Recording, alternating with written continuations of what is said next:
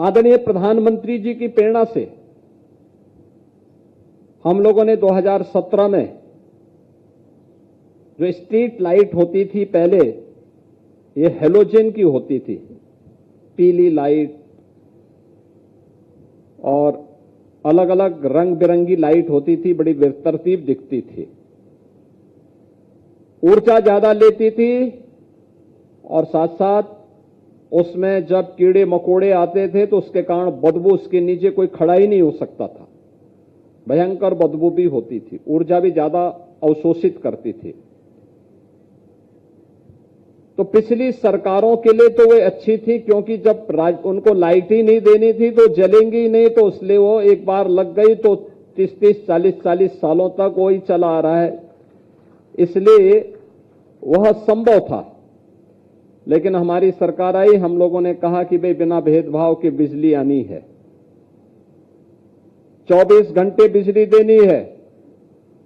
तो लाइट भी उसी प्रकार की हो, एक जैसी लाइट दिखे शहर में, पूरा शहर दुधिया दिखे। जिन लोगों को रात के अंधेरे में डकैती डालने की आदत थी, उनके लिए अंधेरा ठीक था। हम तो सूर्य के उपासक हैं और सूर्यवंशी राम के अनुज लक्ष्मण जी के नाम पर लक्ष्मणपुरी में कम से कम पहले इस अभियान को आगे बढ़ाया जाए। और आपने देखा होगा, हमने लखनऊ समेत प्रदेश के सभी नगर निगमों में एलईडी स्ट्रीट लाइट लगाई। एलईडी स्ट्रीट लाइट इस सरकार के पैसे से नहीं लगी, ईएसएल भारत सरकार की संस्था ने लाइट लगाई। हेलोजन को हमने कहा आप उठा के लेके जाइए। नव निर्माण के 9 वर्ष में आज हमारा लखनऊ भी स्वच्छता रैंकिंग में देश के अंदर टॉप 3 में शामिल हुआ है।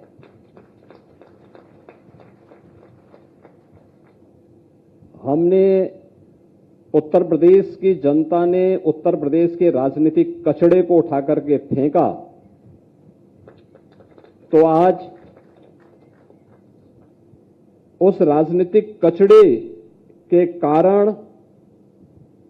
और दैनिक उपयोग में आने वाले लोगों के द्वारा कहीं पे भी कोई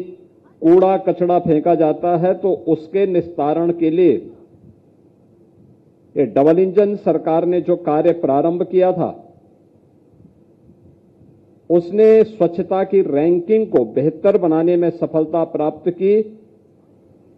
और अब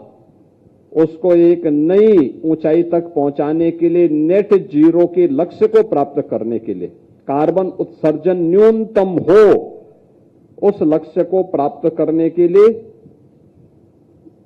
ये जो इलेक्ट्रिक व्हीकल है, कोई कार्बन उत्सर्जन न हो,